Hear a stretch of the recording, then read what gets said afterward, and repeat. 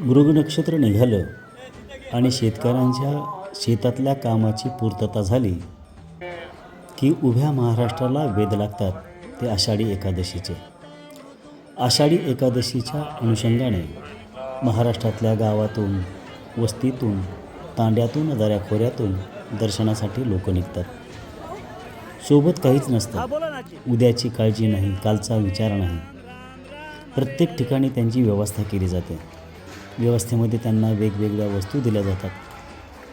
पण त्यांच्या भोजनाची व्यवस्था अतिशय चांगल्या पद्धतीने होण्याच्या दृष्टिकोनातून विचार करणारे काही माणसं आहेत. त्यापैकी एक म्हणजे बीडचे सुप्रसिद्ध उद्योगपती आणि व्यापारी असोसिएशनचे मार्गदर्शक संतोषजी सोहनी यांनी पालीच्या ग्रामस्थांच्या सहकार्याने नागनाथ मंदिर पाली येथे अन्नछत्र आणि प्रथमोपचार केंद्र सुरू केलं.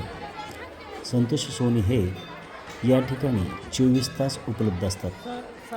इथे वारकरीच काय, पण येणारा प्रत्येक माणूस जेवून गेला पाहिजे असा त्यांचा आग्रह असतो. आपली संस्कृती विद्यार्थ्यांना कळली पाहिजे म्हणून पाली येथील जिल्हा परिषदेतील विद्यार्थ्यांना या ठिकाणी पाचारण केलं जातं. त्यांना या वारकऱ्यांना महाप्रसादात वाटप करण्याची संधी दिली जाते आणि सेवा घडवली जाते. त्यामुळे या विद्यार्थ्यांना आपली संस्कृती करते असा हा उपक्रम महाराष्ट्रासाठी अनुकरणीय आहे. त्यामुळे इथे एकदा आपण भेट दिली पाहिजे आणि हे आदर्श अन्नछत्र प्रथमोपचार केंद्र पाहिलं पाहिजे. या निमित्ताने मी संतोष सोहनी आणि सर्व त्यांच्या सहकाऱ्यांचे आभार मानतो. धन्यवाद. वारकऱ्यांची गैरसोय होऊ नये म्हणून पाली ग्रामस्थ आणि बीड शहरातील सुप्रसिद्ध उद्योगपती संतोषजी सोहनी यांच्या मार्गदर्शनामध्ये नागनाथ मंदिरामध्ये या ठिकाणी अन्नछत्राचा जो कार्यक्रम अविरत चालू असतो तो महाराष्ट्रामध्ये आता प्रसिद्ध झालेला आहे. इथं आलेल्या प्रत्येक वारकऱ्याला किंवा इथं येणाऱ्याला भोजन मिळतं. भोजनसुद्धा अतिशय पंचपक्वान असतं.